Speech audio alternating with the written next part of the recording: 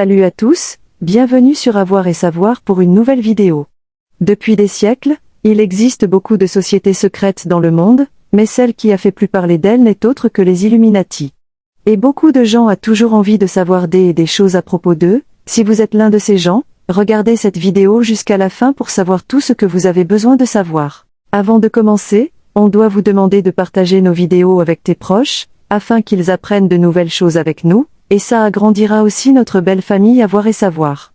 Si vous êtes nouveau sur la chaîne, vous pouvez vous abonner, et activer la petite cloche, vous ne regretterez pas. Maintenant revenons au sujet principal.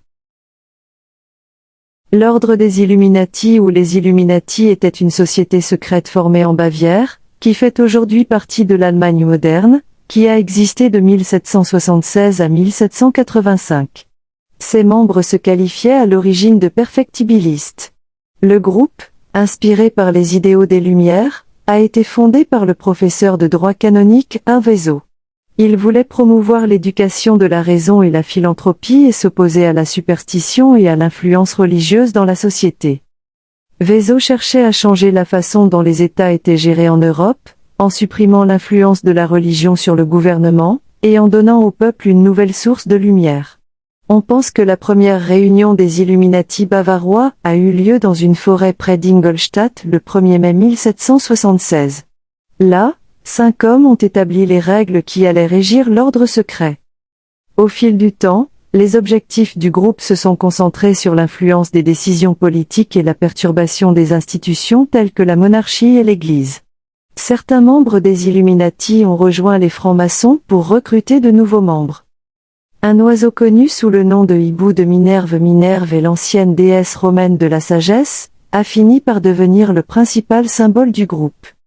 Faut savoir aussi que l'Athène noctua, ou chouette européenne, était l'animal sacré de la déesse Athéna dans la mythologie grecque, et dans la culture romaine, l'oiseau de Minerve.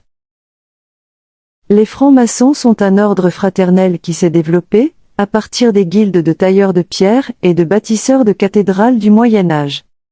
Dans certains pays, notamment aux États-Unis, il y a toujours eu une certaine paranoïa à l'égard des francs-maçons. En 1828, un mouvement politique à but unique, connu sous le nom de Parti antimaçonnique, a même été créé. Mais comme les Illuminati recrutaient à l'origine des francs-maçons, les deux groupes ont souvent été confondus. Pour rejoindre les Illuminati, il fallait avoir le plein consentement des autres membres, être riche et avoir une bonne réputation au sein d'une bonne famille. En outre, il existait un système hiérarchique pour l'adhésion aux Illuminati. Après être entré en tant que novice, vous deveniez un minerval puis un minerval éclairé, bien que cette structure soit devenue plus compliquée, nécessitant 13 degrés d'initiation pour devenir membre. Ils utilisaient des rituels, bien que la plupart restent inconnus, et utilisaient des pseudonymes pour garder secrète l'identité des membres. Toutefois, grâce à des documents secrets saisis, on sait comment les novices pouvaient accéder à un niveau supérieur dans la hiérarchie des Illuminati. Ils devaient rédiger un rapport sur tous les livres qu'ils possédaient, écrire une liste de leurs faiblesses, et révéler les noms des ennemis qu'ils avaient. La recrue devait ensuite promettre de sacrifier ses intérêts personnels pour le bien de la société. L'œil de la Providence, un symbole qui ressemble à un œil dans un triangle, apparaît sur des églises du monde entier, ainsi que sur des bâtiments maçonniques et sur le billet de banque américain. En plus d'être associé à la franc-maçonnerie, il a également été associé aux Illuminati en tant que symbole du contrôle et de la surveillance du monde par ce groupe. La pyramide est l'œil qui voit tout, symbole utilisé sur le grand sceau des États-Unis, et imprimé sur le papier-monnaie américain. Or, stricto sensu, c'est un emblème chrétien, l'œil qui voit tout a été utilisé dans des peintures pour représenter la vigilance de Dieu sur l'humanité. Au XVIIIe siècle, il a commencé à être utilisé de manière nouvelle, par exemple dans la Déclaration des droits de l'homme et du citoyen de Jean-Jacques François Le Barbier, une version illustrée du document sur les droits de l'homme adopté par l'Assemblée nationale constituante de la France en 1789. Dans ce cas, il s'agit d'un instrument de la raison paternaliste, qui surveille la nouvelle nation démocratique. Il n'existe aucun lien officiel entre l'œil magique et les Illuminati. Le lien qui lui est attribué est probablement dû au fait que le groupe d'origine partageait des similitudes avec les francs-maçons, qui utilisaient l'image comme symbole de Dieu. Certaines personnes pensent que les Illuminati contrôlent le monde d'aujourd'hui, c'est-à-dire qu'ils sont si secrets que peu le savent. Comme de nombreux membres de l'ordre des Illuminati ont infiltré les francs-maçons et vice-versa, il est difficile de juger du succès des Illuminati, mais la plupart des historiens pensent que le groupe original n'a réussi qu'à avoir une influence modérée.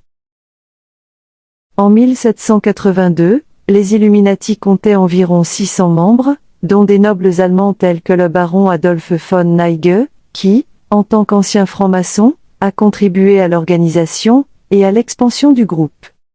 Au début, les étudiants de Vezo étaient les seuls membres, mais des médecins, des avocats et des intellectuels se joignirent bientôt à eux. En 1784, il y avait entre 2000 et 3000 membres Illuminati. Certaines sources affirment que le célèbre écrivain Johann Wolfgang von Goethe a également rejoint le groupe, mais cela est contesté. En 1784, Karl Theodor, duc de Bavière, interdit la création de tout type de société non autorisée auparavant par la loi et, l'année suivante, il adopte un deuxième édit, interdisant expressément les Illuminati.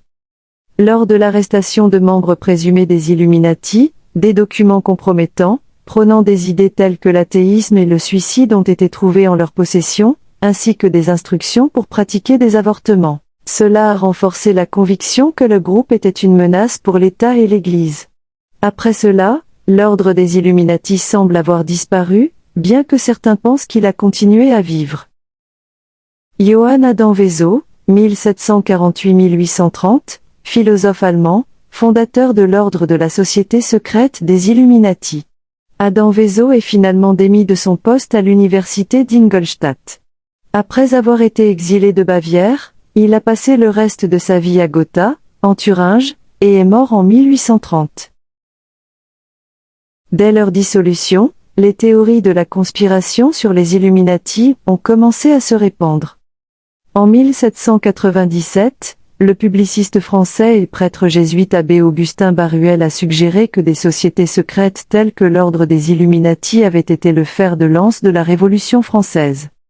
L'année suivante, le premier président des États-Unis, George Washington, a écrit une lettre disant qu'il pensait que la menace des Illuminati avait été écartée, ajoutant ainsi de l'eau au moulin de l'idée que l'ordre existait toujours. Plus tard, des livres et des sermons condamnant le groupe ont été publiés, et le troisième président des États-Unis, Thomas Jefferson, a été faussement accusé d'en être membre. L'idée des Illuminati dominant le monde n'a jamais vraiment disparu, et s'insinue toujours dans la culture populaire.